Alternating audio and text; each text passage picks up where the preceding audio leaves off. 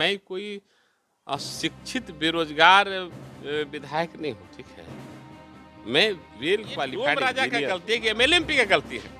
इसके लिए डोम राजा को कटघरे में नहीं किया जाता है, वहाँ के एमएलए एमपी को कटघरे में खड़ा करना चाहिए, वो क्यों नहीं गया? ये सवाल उनसे पूछना चाहिए। हमसे पहले के प्रतिनिधि आज तक उन लोगों के बीच में भागलपुर जिला से अपराध करके कटिहार जिला चले जाते, कटिहार जिला से अपराध करके इधर चले थे। अभी अब कुछ दिन पहले वहाँ इनकाउंटर भी आया है। वहाँ 350 लड़कियाँ रहेंगे, 350 लड़के रहेंगे, कैसे वहाँ पर सुरक्षित रह पाएँगे?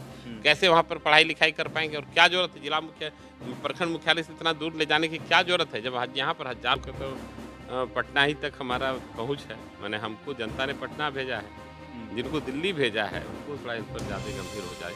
और सर जुड़ा हुआ है, ये साक्षात लक्ष्मी है। और गाय का तो आप जानते हैं, गाय तो हमारी माँ है। गाय भक्ति तो आप देखिए, मेरी गाय देखिए। नमस्कार, मैं Amarendra Tiwari all time public India पर आप सभी का स्वागत करता हूं। दोस्तों, इस वक्त हमारे साथ बातचीत करने के लिए मौजूद हैं पीरपैंती के विधायक इंजीनियर ललन कुमार जी। और पिछले दिनों आपने देखा कि सोशल मीडिया में कुछ ज़्यादा ही सुर्खियां बटोर रहे हैं। अलग अलग जगहों पर लगातार जो है इनके वीडियोज़ चर्चा के विषय बने हुए हैं, उस पे भी हम बात करेंगे। और साथ में पीरपैंती के लिए अभी क्या चल रहा है, जिस तरीके से दशहरा बीत चुका और काफ़ी लोगों को उम्मीद है, त्योहारी मौसम भी है, कुछ अच्छी खबरों को भी जानने का प्रयास करेंगे। सबसे पहले तो ललन कुमार जी, बहुत बहुत शुक्रिया आने के लिए हमारे चैनल पे बातचीत चलिए, करने। आपको भी बहुत-बहुत धन्यवाद कि आप बार-बार मौका हमको देते हैं, इसके लिए आभारी हैं आपके चैनल का। ये जो पिछले दिनों शुरुआत यहीं से करते हैं क्योंकि लगातार ये चर्चा का विषय बना हुआ है। बाखरपुर में जाकर आप सूप जो है वहाँ पर छठ पूजा को लेकर जिस तरीके से वहाँ पर जो हैं जाति के लोग वहाँ पर बना रहे थे, और ख़ास करके चूँकि आपने अपने आईडी से भी इसे शेयर किया था, इसलिए मैं जानना चाहता हूँ कि क्या वो वाक़या वहाँ पर क्या हुआ था? और ये जो आपने वहाँ पर किया, इसका उद्देश्य क्या था? क्या यह एक दिखावटी चीज़ें थी या फिर इसका कुछ आपके ज़ेहन में कुछ मतलब अंदर चल रहा था? ये एक्चुअली हम इस बार पहली बार विधायक बने हैं, और विधायक के तौर पर मेरी पहली दुर्गा पूजा थी। तो हमारा जो मन में एक संकल्प था कि हम अपने विधानसभा क्षेत्र के कम से कम सभी दुर्गा पंडालों में जाकर सर झुका सकें। और एक्चुअली होता है कि उस पीरियड में कहीं बाहर रहने वाले लोग होते हैं, जो समाज के बुद्धिजीवी लोग हैं रहते हैं, उनसे भी मुलाकात हो जाती है, कुछ फीडबैक भी मिलता है। और बिहार के बारे में, अपने क्षेत्र के बारे में, बाहर क्या चीज़ चलते रहता है, ये सब भी थोड़ा सा फीडबैक मिलता है। और सबसे बड़ी बात जान लीजिए कि मैं कोई अशिक्षित बेरोजगार विधायक नहीं हूँ, ठीक है। मैं वेल क्वालिफाइड इंजीनियर हूँ, हमारा अच्छा खासा कारोबार। लेकिन राजनीति जो है ना, मेरे लिए समाज सेवा का सर्वोत्तम माध्यम है। पैशन पॉलिटिक्स मेरा, पैशन सोशल वर्क है। और हम जहाँ जाते हैं, जब निकलते हैं, तो हमारे दिमाग में चलता है पंडित दीनदयाल उपाध्याय जी के सपनों का भारत, डॉक्टर अम्बेडकर का सपनों का भारत, लोहिया का के सपनों का भारत, डॉक्टर श्यामा प्रसाद मुखर्जी का एक राष्ट्रवाद, हमारा जो डॉक्टर श्यामा पंडित दीनदयाल उपाध्याय जी ने अंत्योदय का जो सिद्धांत दिया है, हमारा लक्ष्य अंत्योदय, एकात्म मानववाद, वो अंत्योदय दिमाग में रहता है। हम लोग एक मिशनरी आदमी हैं, राजनीति एक मिशन के लिए करते हैं। हमारे राजनीति का कोई मकसद है, बिना मकसद का पॉलिटिक्स में नहीं है। विधायक हैं, उसकी भी हमारे लक्ष्य हैं कि हमको क्या करना है, कहाँ तक लक्ष्य, हमारा लक्ष्य अंत्योदय, मिशन हमारा एकात्म मानववाद। हम तो जब सब गरीबी के पैदान, गरीब से गरीब व्यक्ति के बीच में जाना हम पसंद करते हैं। हम उसी क्रम में हम गुजर रहे थे, तो हम वहाँ डोम राजा, जिसको डोम राजा कहते हैं, उनकी बस्ती में हम गए, टोलों में गए। और बता दें कि मुझे इतनी, मैंने इतनी व्यथित हुआ, मैं इतना दुखी हुआ उनकी स्थिति। उनका घर नहीं बना हुआ है, उनकी गलियां कच्ची है, पीने की व्यवस्था नहीं है, बहुत ही वो पूरा शरीर महकता है, कपड़ा महकता है, मैंने दुर्दशा है। यह देखकर काफ़ी व्यथा हुई। और मुझे लगा कि मैं इनके साथ मुझे समय बिताना चाहिए, और हम उनके साथ जाकर के बैठ गए। और उसी क्रम में हमने देखा कि ये लोग, छठ पूजा का सीजन आ रहा है, छठ माँ का, तो ये लोग सूप तैयार कर रहे हैं।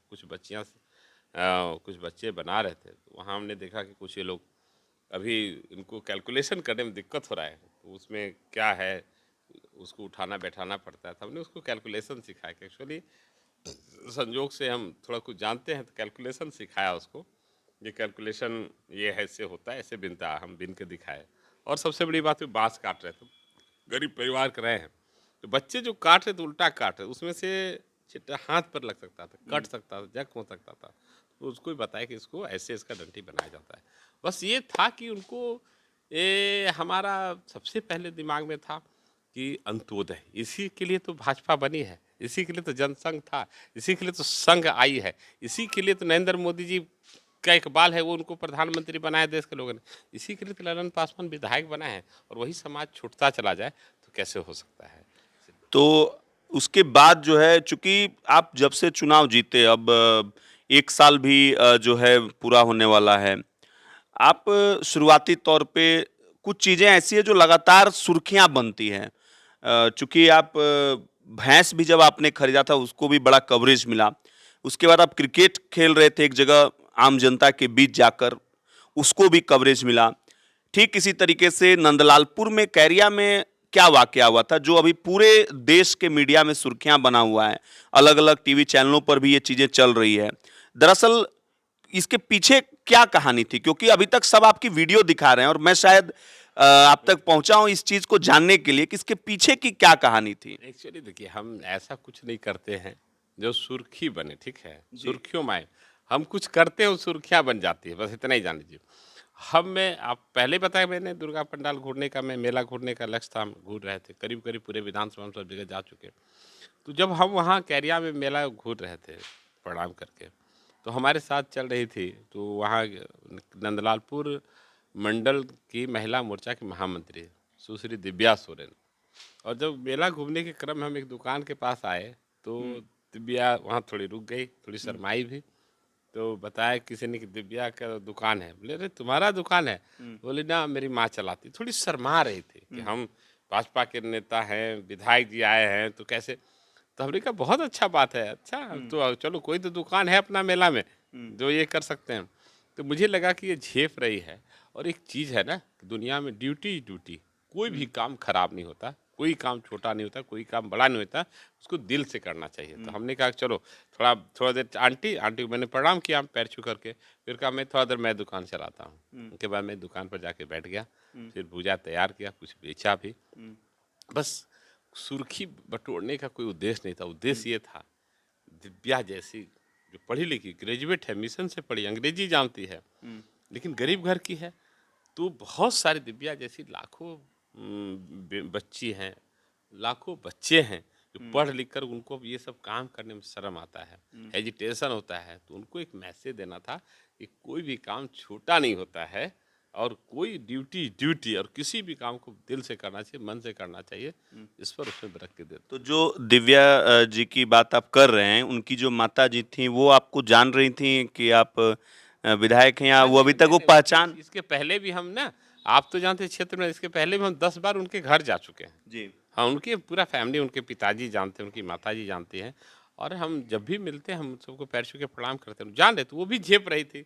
विधायक जी देखेंगे हमको मेला में भूजा बेचते, मुड़ी बेचते, वो भी उनको भी झिझक हो रही थी। लेकिन जब हमने देखा कि जब हम थोड़ी देर वहाँ बैठ गए और कुछ भूजा तैयार भी, कुछ बिक्री भी किए।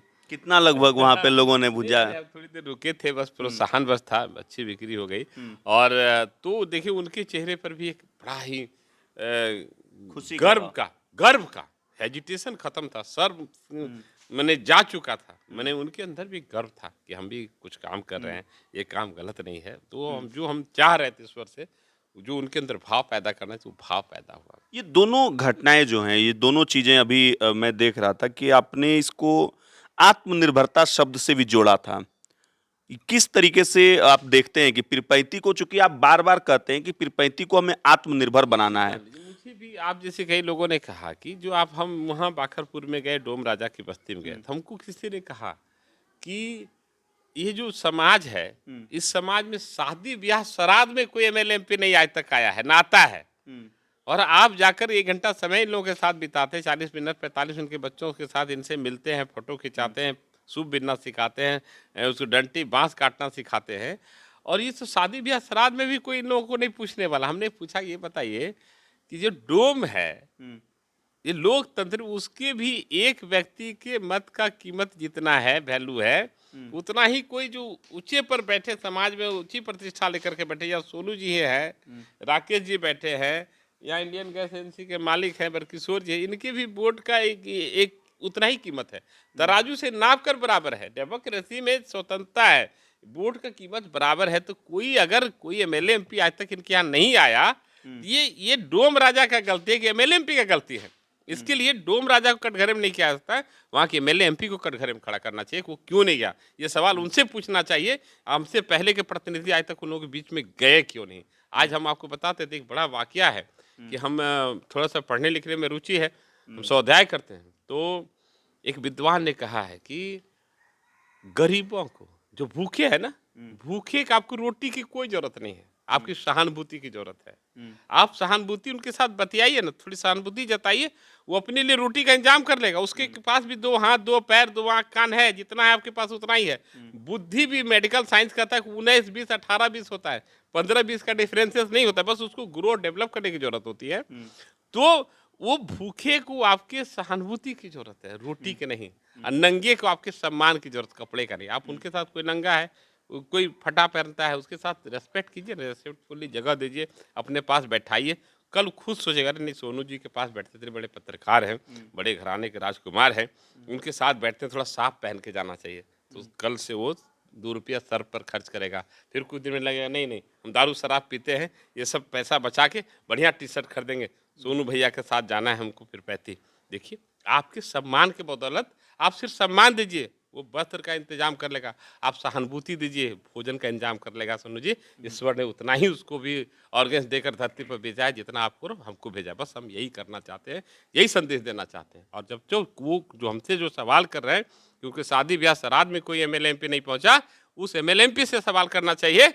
डेमोक्रेसी में उसके भी वोट की उतनी ही कीमत है, वह भी लोकतंत्र में मालिक है, जनता मालिक इस देश का लोकतंत्र में, तो आप क्यों नहीं गए? सवाल तो उसके साथ होना। देखिए, सबसे इम्पोर्टेंट चीज़ जो अभी एनालिसिस लोग कर रहे हैं, क्योंकि चूंकि अभी चुनाव भी नहीं है और आप जिस तरीके से जा रहे हैं क्षेत्र में, आपने जहाँ पर डोम राजा के आसपास जहाँ पे आप गए, उस इलाके में क्या कभी आपने चुनाव के समय भी आप वहाँ पे गए थे? हाँ, गए थे। चुनाव के समय भी जी। हम गए थे। नहीं देखिए, आप जान लीजिए कि हम बाखरपुर की सबसे बड़ी दुखद घटना, भीषण आग लगी थी 16 में। 350 घर जल गए थे। मैं उस समय आग में जाकर मैं यहाँ काम किया था, मैंने यहाँ से पानी लेकर, चूड़ा लेकर, चीनी, विधायक नहीं थे, भिक्षाटन करके जितना संभव हो पाया था, भिक्षाटन करके वहाँ जाकर सेवा किए थे। आपको मालूम होना, जब हम विधायक बनकर जैसे विधानसभा गए, पहले ही सेशन में हमने वहाँ पर जितने 350 घर जले हैं, सबके लिए पक्के मकान बनाने का वहाँ पर मांग किया है। हमको आश्वासन मिली सरकार की तरफ से, जो न्यू जनगणना होने वाला, जनगणना के बाद सब रिपोर्ट्स आएंगे, जिनके जिनके कच्चे मकान बचे सबके पक्के मकान बनेंगे। हम कर रहे थे। देखिए, मेरा वो दायरा सीमित था, हम भिक्षाटन करके करते थे, लोगों से पैरवी करके, हमारे माननीय नेता आदरणीय सैयद शाहनवाज हुसैन जी थे, उन लोगों से सहयोग से करते थे। लेकिन अब हम खुद विधायक हैं और हमारी जिम्मेवारी है, हमारे पास पावर है, हमारे पास सब कुछ है, हमको सरकार का समर्थन सहयोग है। आज हमको मेरी बात अगर जनहित में कोई बात उठाई नहीं जाती, हमने बताई, पहले सेशन में हमने कहा कि आदिवासी का हमारे यहाँ संख्या ज़्यादा है, एसटी का, यहाँ पर आदिवासी का आवासीय विद्यालय होना चाहिए, और वह आवासीय विद्यालय बन रहा है 720 बेड का, 360 लड़के 360 लड़कियाँ बनेंगे, वहाँ पर पढ़ेगी।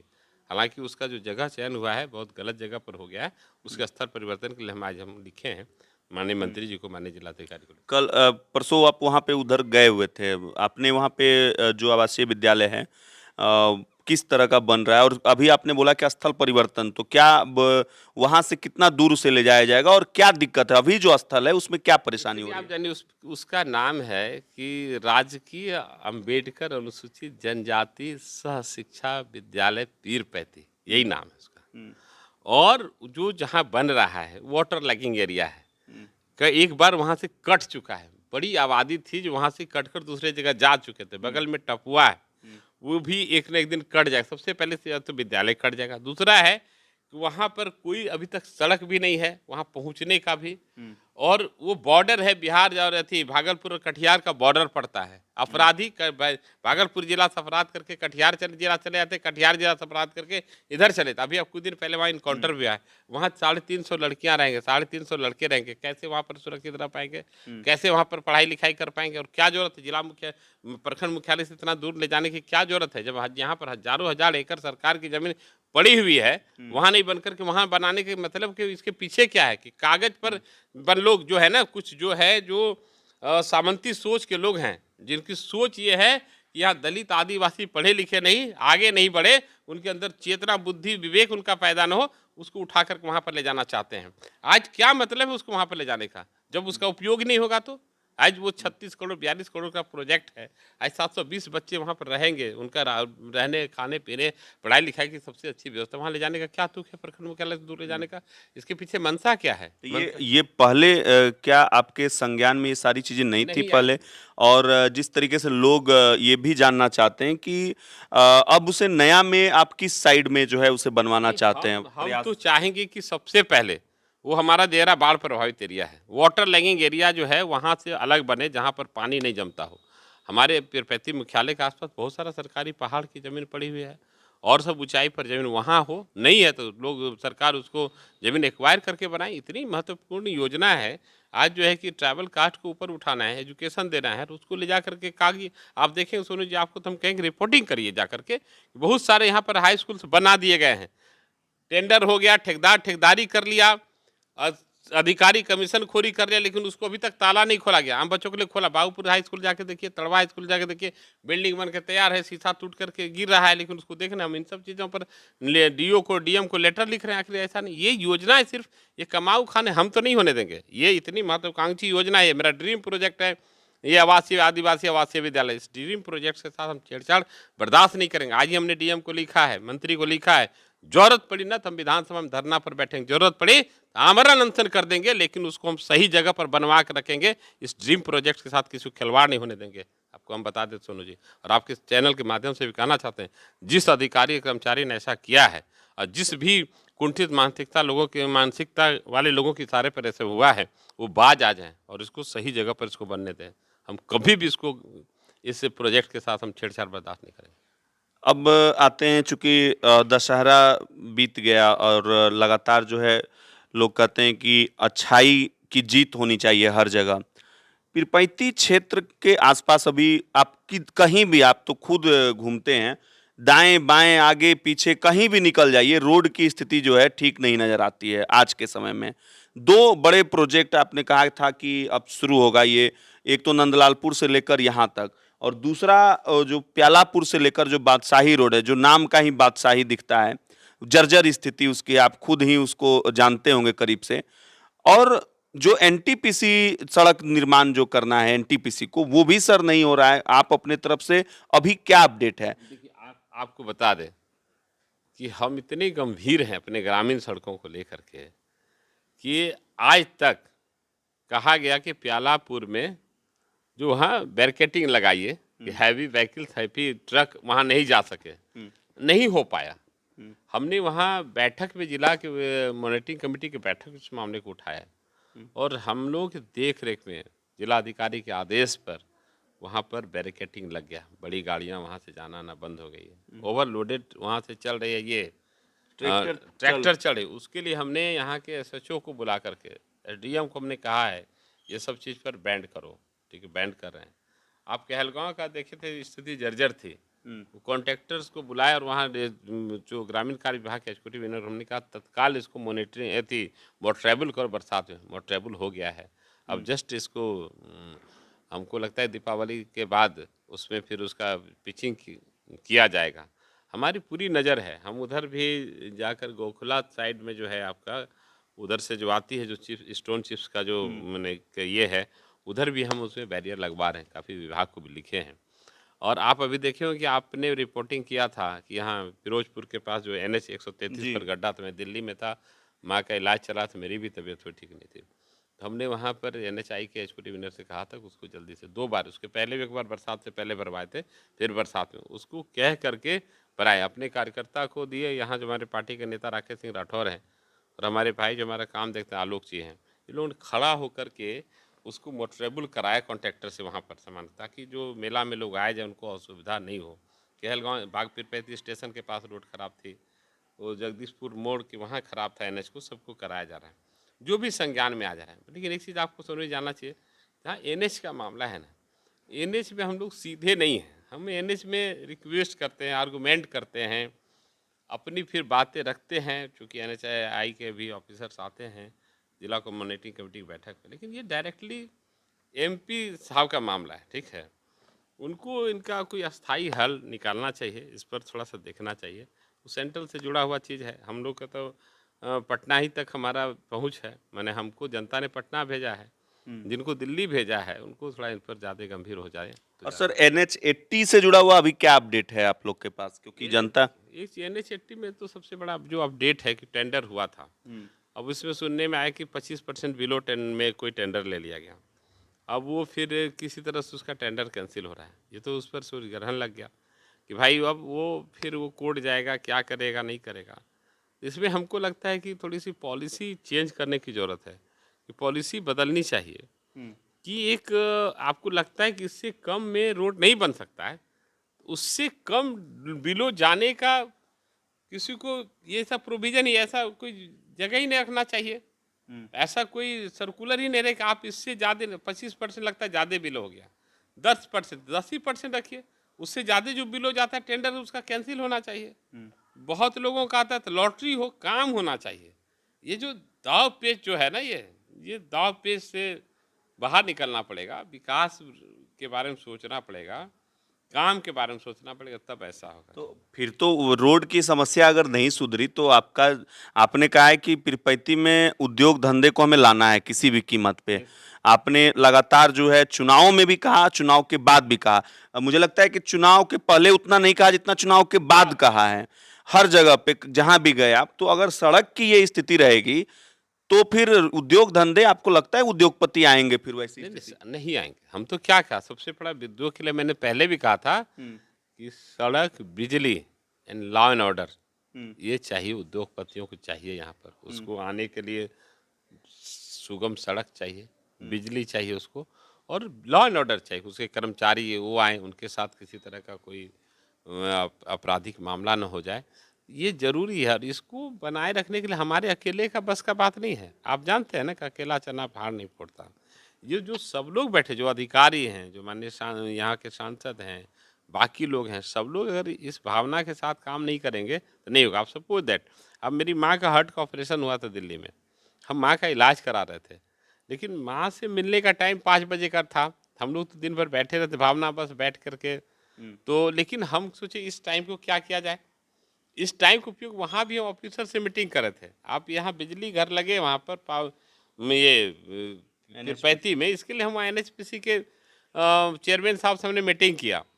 और दूसरे दिन फिर हम वहाँ के ऑफिसर से, चेयरमैन साहब ने बातों बातों में बताया कि हमारे अधिकारी बिहार जाना नहीं चाहते। तो हम अधिकारियों के साथ अलग से एक डिनर पार्टी रखे, उन लोगों के साथ मीटिंग की। पीरपैंती में आए, यहाँ पर वो लगे, पावर प्लांट लगे यहाँ पर। और इसके बाद देखिए कुछ फिर हमने इसको किया अपने नेता आदरणीय सैयद शाहनवाज हुसैन जी से। उन्होंने भी सरकार को लिखा कि हमको भी 100 एकड़ जमीन दीजिए, उसमें से हम वहाँ पर उद्योग लगाएंगे। ये माहौल बन रहा है। और जब माहौल बना, उसी में से कुछ लोग हैं जो नहीं चाहते हैं कि पीरपैंती का विकास हो, जो नहीं चाहते हैं कि यहाँ पर पता नहीं उनको क्या दुश्मनी है पीरपैंती के विकास से, पीरपैंती के नौजवानों से, बेरोजगारों से, कि सुख सिंगूर के तर्ज पर, ममता बनर्जी के तर्ज पर जमीन वापस करो। हम जमीन पर उद्योग लगाना जा रहे हैं, पावर प्लांट लगाने जा रहे हैं, और वो आंदोलन का धमकी दे रहा है। जब माहौल ऐसा रहेगा तो आप समझिए कि कैसे काम होगा। मेरे अकेले की जिम्मेदारी नहीं है। और हाँ, चुनाव से पहले हम इसलिए भी बोलते हैं हमको वोट चाहिए, लेकिन चुनाव के बाद इसलिए बोलते हैं हमको ये काम करना है। ये मैंने अपने आप से वादा किया है, जनता से वादा नहीं किया। मेरे ललन कुमार का अपने आप से वादा है, ये काम हमको करना है। अब इस काम करने के लिए हम लगे हुए हैं, किसी का पैर भी पकड़ना है पैर पकड़ेंगे। और जो लोग जो आंदोलन के लोगों को भड़का रहे हैं, हम उनसे निवेदन करना चाहते हैं हाथ जोड़ करके, विकास के रास्ते में बाधक मत बनिए, सहयोग करिए। नहीं तो यही एक दिन पीरपैंती का नौजवान, पीरपैंती की जनता उठा के ऐसा फेंक देगी, बंगाल के खाड़ी में जाके गिरेंगे लोग। ऐसे लोग हैं। ठीक है, पब्लिक अब काम चाहती है। कोरोना में लोगों ने देखा है दिल्ली गुजरात में क्या दुर्दशा हुई है। वो अपने घर में काम चाहता है। पीरपैंती में, कहलगांव में, भागलपुर में लोगों को काम चाहिए, 2 पैसा कम ही सही, इज्जत से यहाँ अपने माँ बाप, पति पत्नी, बच्चों के साथ रहकर जीना चाहते हैं। लोगों को जीने दीजिए। लेकिन आप जिस दिन आपके लोगों के समझ में आ गया ना आपका ये ड्रामा, उस दिन आप बंगाल के खाड़ी में भी खोजने से नहीं मिलेंगे। अभी पिछले दिनों जब आप गए थे, खनन मंत्री यहाँ पे आए हुए थे, साथ में बगल में ही विक्रमशिला का खुदाई स्थल है, और उसके लिए भी आपने आवाज़ हमेशा कहा है कि उसको अच्छा से बनना चाहिए। अब एक नई चीज़ें निकल कर सामने पिछले दिनों अजय मंडल जी का जब मैं इंटरव्यू ले रहा था तो उन्होंने कहा कि हम लोग ये भी देख रहे हैं कि पीरपैंती और आसपास भी क्या एयरपोर्ट के लिए यहाँ ज़मीन उपलब्ध हो सकता है। कुछ बियाडा वाली ज़मीन के बारे में बता रहे थे। तो और यहाँ पर भी बताया गया। अभी आपको लगता है कि ये जो अभी खनन से ही शुरू करते हैं, जो आए हुए थे, आप गए थे, क्या बातचीत हुई वहाँ पे? नहीं देखिए, वहाँ पर जो फायर क्ले मिला है, हुँ, बहुत कीमती होता है। फायर क्ले होता है, हुँ, शायद आप लोग जान ही गए फायर हुँ, क्ले किसको कहते हैं, जो फर्नेस पट्टी में जो जो फायर को कंट्रोल करने के लिए क्या रहता है, सर्टेन हुँ, टेम्परेचर उसका मेंटेन रहे। हुँ, सब चीज़ का है कि मेटल कितने टेम्परेचर पर पिघलेगा, ये होगा।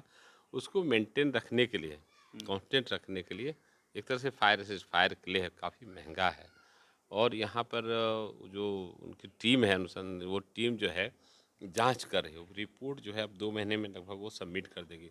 जैसे 2 महीने में रिपोर्ट सबमिट कर दी, उसके खनन के बारे में आगे बढ़ेगा।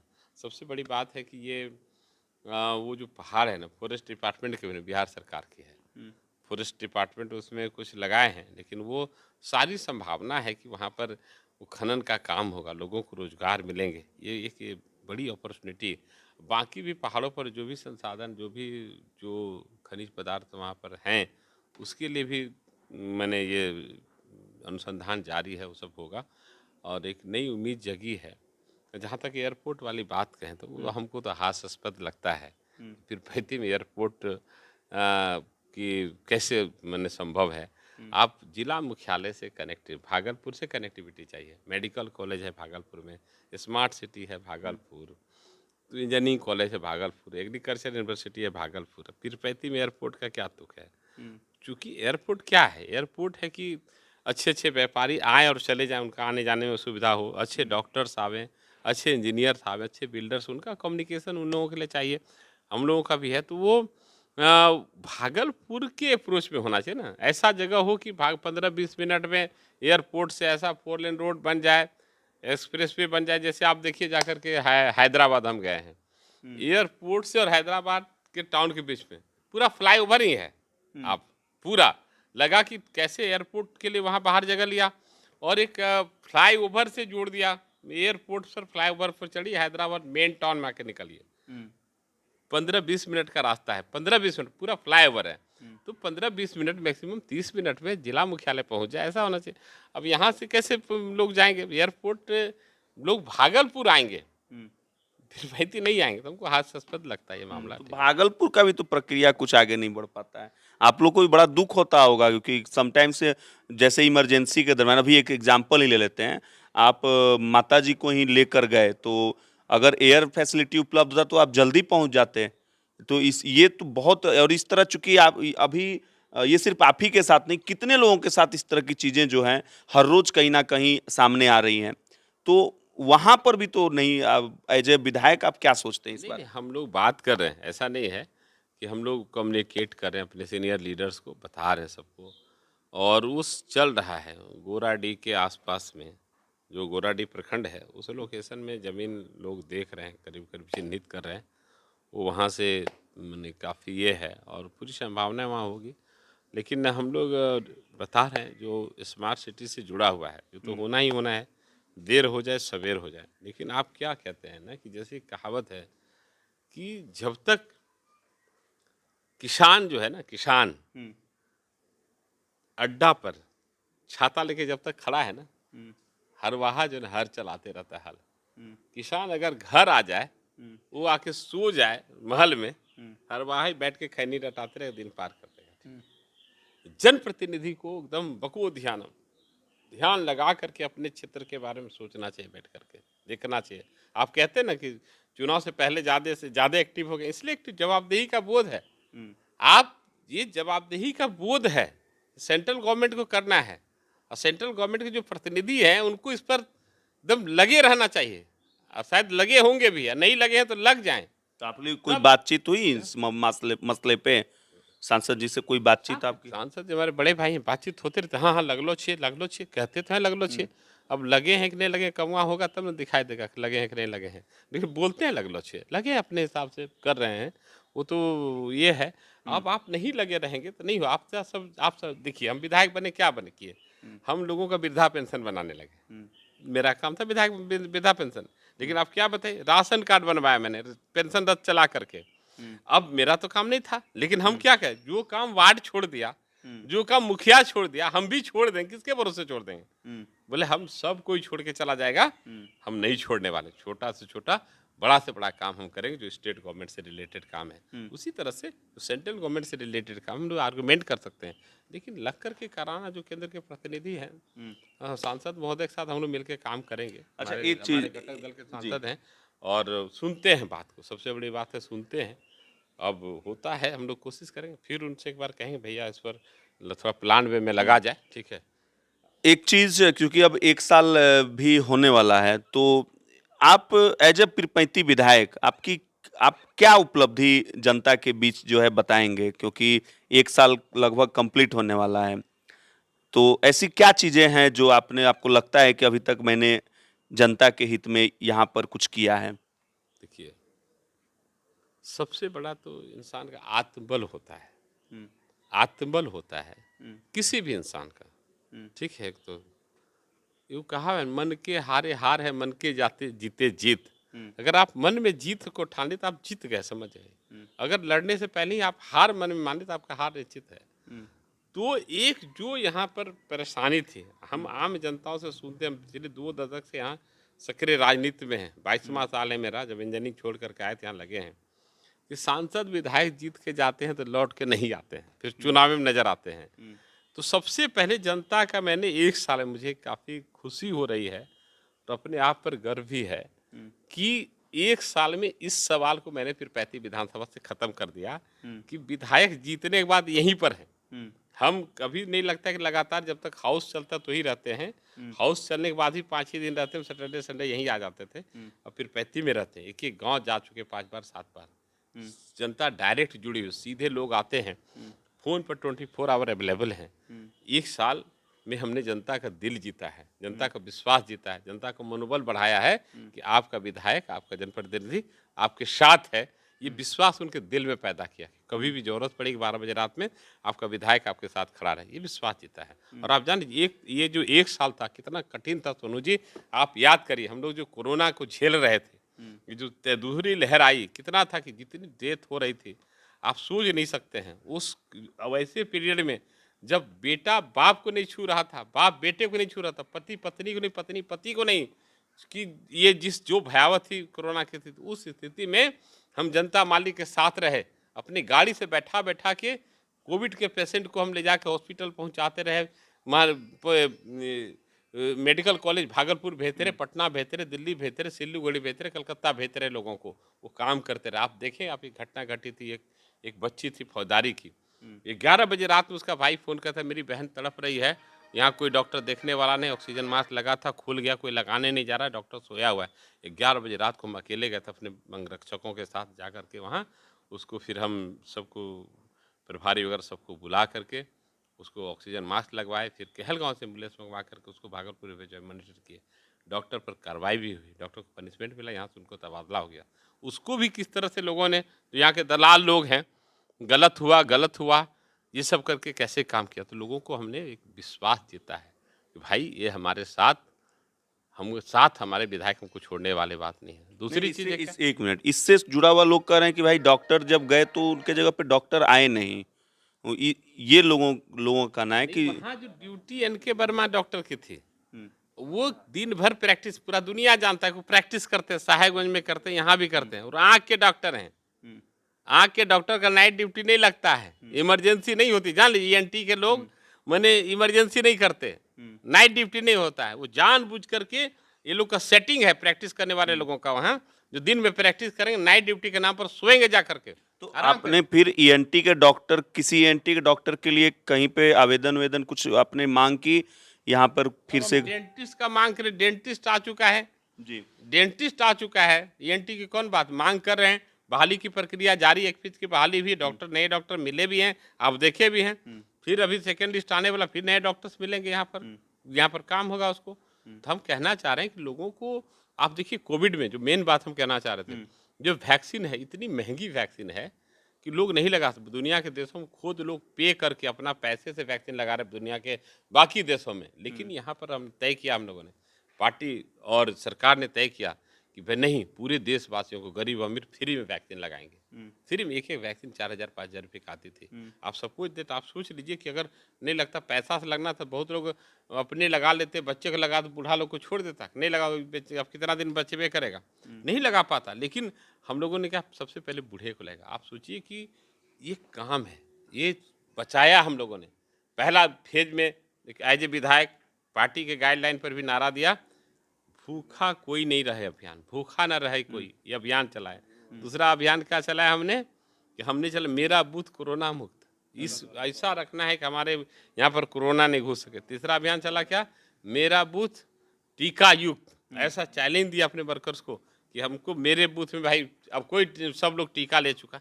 ये सब काफ़ी उपलब्धि 1 साल की हुई है। जो जो महामारी में हम लोगों ने काम किया है वो हम कह सकते हैं। बाढ़ में देखिए उपलब्धि, बाढ़ में विश्वास लोगों ने जमाया, ऐतिहासिक काम हुआ कि बाढ़ में कभी ऐसा नहीं हुआ था। वार्ड वाइज एक वार्ड में 2-2 किचन चलेगा।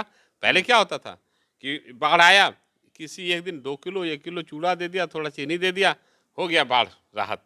इस बार सामुदायिक किचन चले, 2 लाख पर लोग पर डे भोजन कर रहे थे सामुदायिक किचन में। पहली बार हुआ जो बाढ़ राहत शिविरों में बच्चों को दूध पीने के लिए मिला।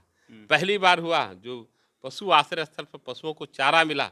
ये मुझे सेटिस्फेक्शन 1 साल में हमने जो सरकार की योजना है उसको जमीन पर उतारने का अब काम। अगले मैं मानता हूँ, ये भी मानता हूँ कि जितना उतारना चाहिए नहीं उतर सका, 100% नहीं, लेकिन पहले से बेहतर काम हुआ है।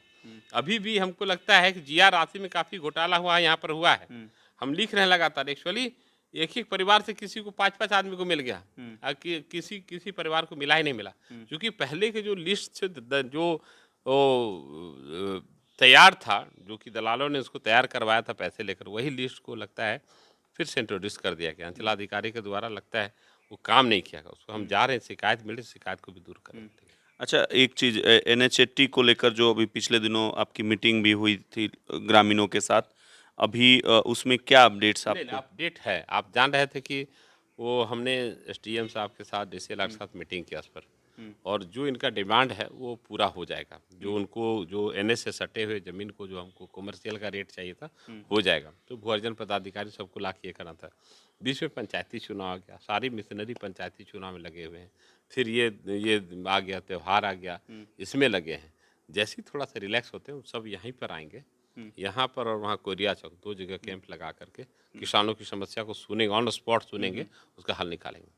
रानी दियरा के जो वहाँ पे कटाव पीड़ित थे उनको ज़मीनें भी दी जा रही है। अभी मैं जनता दरबार में देखा कि बहुत सारे किसान वहाँ से आए हुए भी थे और लोग भी आए हुए थे। आपने आवासीय विद्यालय को भी लेकर कहा, लेकिन बाढ़ जो है एक विभीषिका है। इस बाढ़ की विभीषिका के कारण वहाँ की सड़कों का भी हालत जो है काफ़ी खराब हो जाता है और इसी बीच में बाखरपुर वाली सड़क को लेकर जो है काफ़ी लोगों ने मांग किया था कि इसे और ऊंचा करके बनाया जाए। आपने भी पिछले दिनों कहा था कि ये मैं रिक्वेस्ट आगे करूंगा।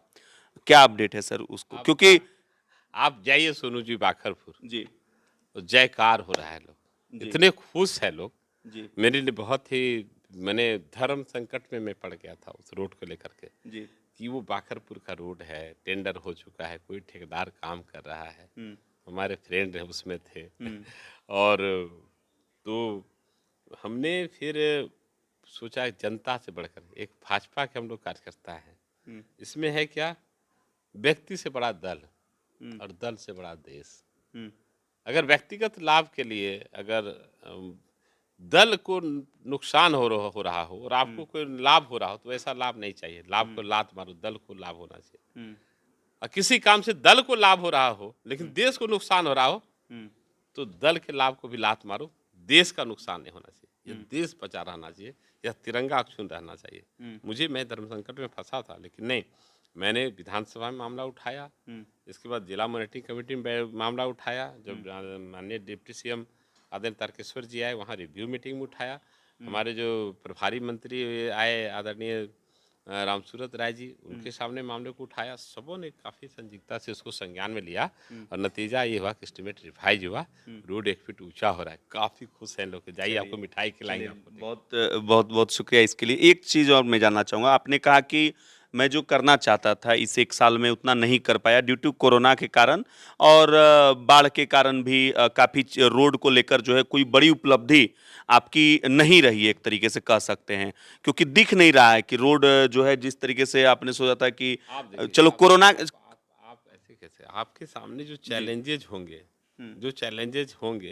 उसी को न बड़ा उपलब्धि मानेंगे। आपके सामने रोड था, दूसरी तरफ कोरोना था, करना क्या चाहिए? तो रोड बनाना चाहिए, तो जान बचाना चाहिए, जान बचाना चाहिए था ना। ये बड़ी उपलब्धि है, हमने जान बचाया लोगों का। बहुत कम कैजुअलिटी हुई, बाकी जगहों की जगह फिर पैंतीस विधानसभा में जान लीजिए, जा करके देख लीजिए, 2-2 कॉल सेंटर हम चला रहे थे। एक ऑफिस में 7 बजे से 7 मैंने 10 बजे रात तक, दूसरी कॉल सेंटर चलती थी 24 जो मैं खुद फ़ोन पिकअप उठाता था। आप देख लीजिए जो काम हुए हैं, एक-एक लोगों का कॉल्स लेना, उनको देखना, मॉनिटर करना, सारा चीज़ करना। तो उस समय का जो चुनौती, इस साल का जो चुनौती था, हमें अपार संतोष है, खुशी है, गर्व है कि हम इस साल की चुनौती पर हम खरे उतरे हैं। आगे जो चुनौती आएगी उस पर भी खरे उतरेंगे, दिन रात मेहनत करेंगे और पीरपैंती के विकास के लिए, डेवलपमेंट के लिए, पीरपैंती को आत्मनिर्भर बनाने के लिए किसी का पाँव भी पखारना पड़ेगा तो पाँव भी पखारेंगे, लेकिन हम पीरपैंती के विकास से कोई समझौता नहीं करेंगे। अगले 2 साल के लिए सर क्या आपके विकास के एजेंडे रहेंगे पीरपैंती के लिए? क्योंकि अब चूंकि ये अब 1 साल बीत चुका है, मतलब बीतने वाला है। अगले 2 साल के लिए क्या योजनाएं आप बना रहे हैं, खास करके सड़कों को लेकर?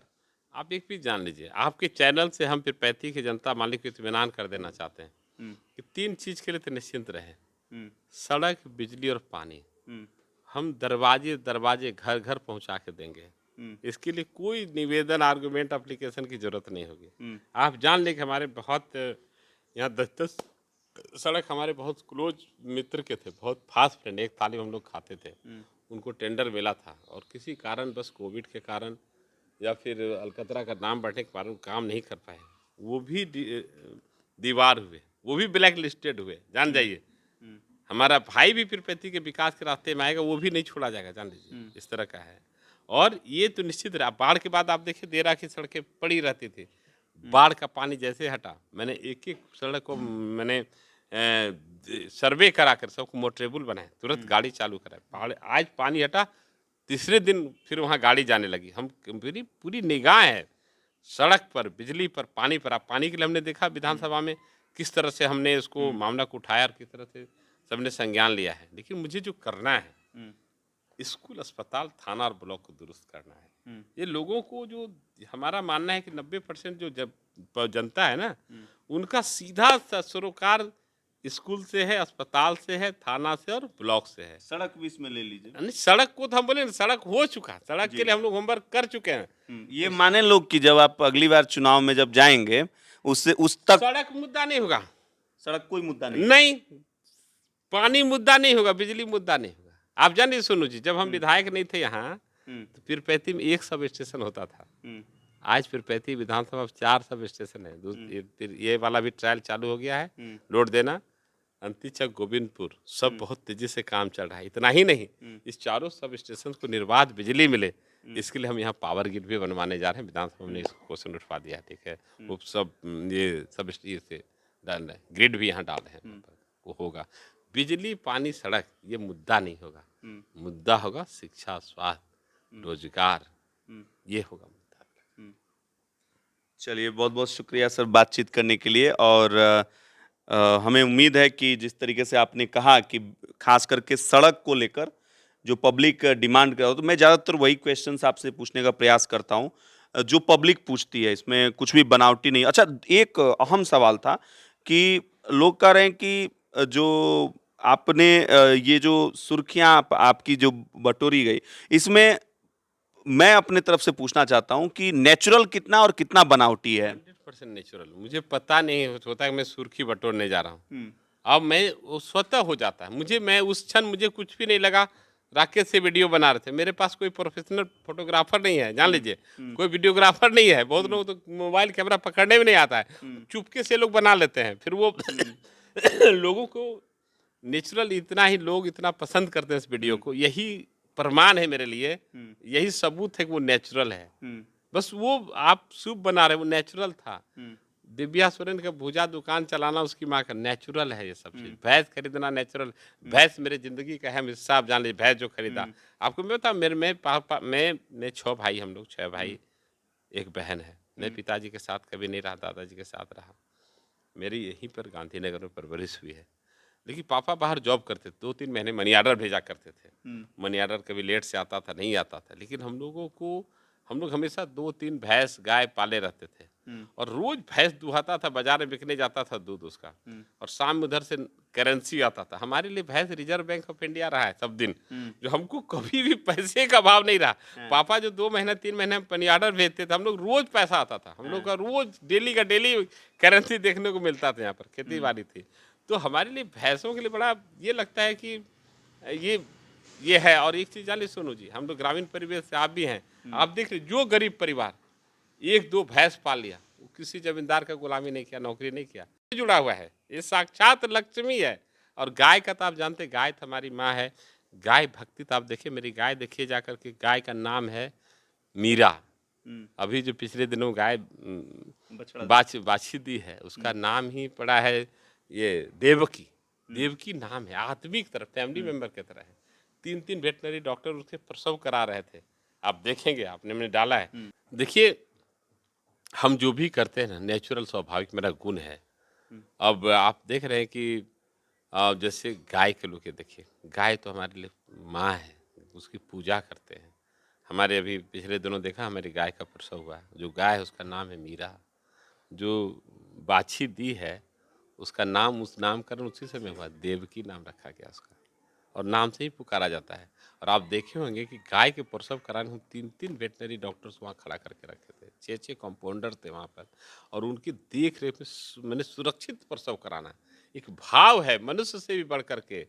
मैंने एक माँ का जो होता है, जो माँ ये उस तरह से कि उसकी भी हम सुरक्षित प्रसव का इतना, आप देखिए इतनी खूबसूरत गाय, इतने अच्छा सहवाल नस्ल की गाय है।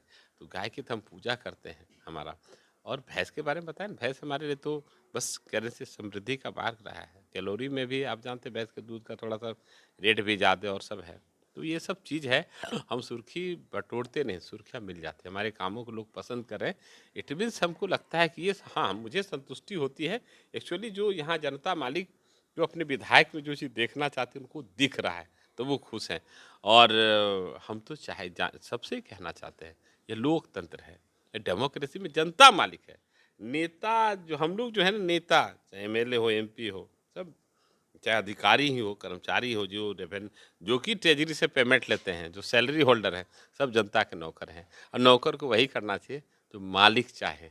नौकर की खुशी मालिक की खुशी में दिखनी चाहिए। जिस काम को करने से मालिक खुश होता हो, नौकर को वो काम करे। यही लोकतंत्र की कदर है, यही डेमोक्रेसी है।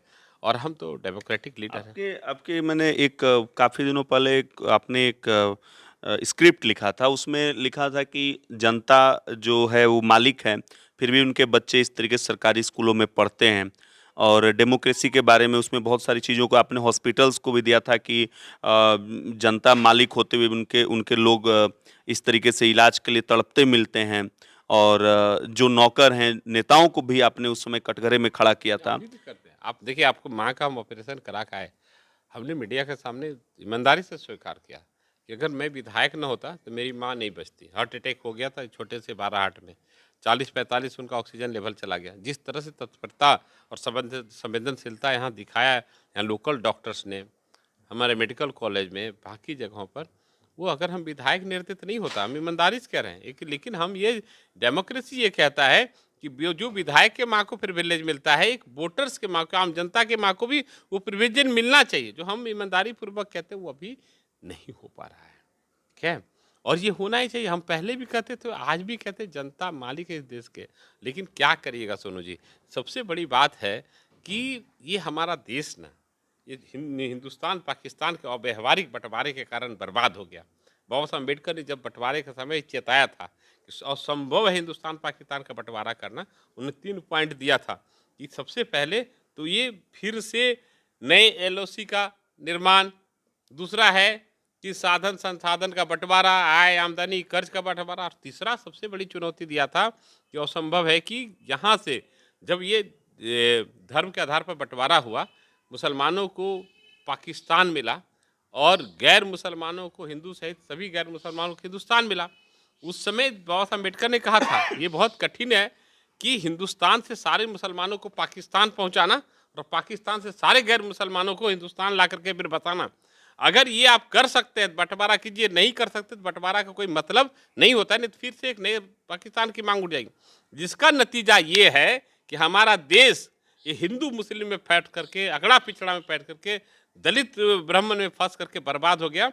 जो डेमोक्रेसी के जो मूल तत्व हैं उनसे हम दूर चले गए। लोकतंत्र में जनता मालिक है, जनता हमको, जनता अब मालिक ऐसा होता है कि मालिक का सुपर स्पेशलिस्ट अस्पतालों में इलाज हो रहा है नौकर का, अब मालिक जो है कि मेडिकल कॉलेज में मर रहा है, नौकर के बच्चे दून स्कूल में पढ़ रहे हैं, अब मालिक के बच्चे खिचड़ी चाट रहे हैं। ये डेमोक्रेसी है क्या बताइए? तो ये जो है आप अपने आपको भी जो है इसमें शामिल नहीं, कर। हम ही नहीं है ना। हम चुनाव लड़ने जाते हैं तो क्या होता है, चुनाव लड़ने जाते हैं मामला होता है हिंदू मुस्लिम का, मामला होता है अगड़ा पिछड़ा का, मामला होता है जाति समूह, मामला स्कूल अस्पताल का होता है कहाँ पर, मामला वहाँ ये समानता बराबरी का मामला होता है क्या है? हाउस में चल के जाके देखिए ना कितने दिन ये मामले उठते हैं समानता का, मामला ही नहीं होता। चुनावी ये चुनावी मुद्दा ही नहीं बन पाता इस देश में। ये मुस्लिम तुष्टीकरण की राजनीति की वजह से हमारा देश बर्बाद है। मुस्लिम तुष्टीकरण की राजनीति के चलते डेमोक्रेसी खत्म होगी इस देश से। डेमोक्रेसी नहीं है ये, मुस्लिम तुष्टीकरण जिस दिन खत्म हो गया, सारे दल के लोग स्कूल के, अस्पताल के, शिक्षा के, स्वास्थ्य के, लॉ एंड ऑर्डर, विकास की बात करेंगे। कुछ बात ही नहीं होता है। अब देखिए हम कितना भी अच्छा है, हम कितना भी अच्छा है, कितना भी ईमान पर चले, पाक साफ रहे, कुरान का भी सम्मान करें, लेकिन हमको मास मुस्लिम का मास वोटर हमको नहीं मिलता, क्योंकि भाई हम बीजेपी के कैंडिडेट हैं। बीजेपी उनके लिए अछूत बनी हुई पार्टी बनी हुई है, आप सोच लीजिए। लेकिन कितना भी कोई है, बस ये सब चीज़ है। जहाँ इस देश में ये सब चीज़ रहेगा कैसे होगा? करना ही पड़ेगा इसका हल। और ये जो करके गए हैं ना ये नेहरू जी, उसका देश भुगत रहा है। ये देश ये उनका भुगत रहा है। अब नए पाकिस्तान का फिर यहाँ पर मांगूंगा, जान लीजिए। और व्यवहारिक बंटवारा है जिसने भी किया है। तो चलिए, बहुत बहुत शुक्रिया सर बातचीत करने के लिए, बहुत बहुत शुक्रिया आपको। ये धन्यवाद आपका, बहुत बहुत धन्यवाद। आप लगातार हमको मौका दे रहे हैं।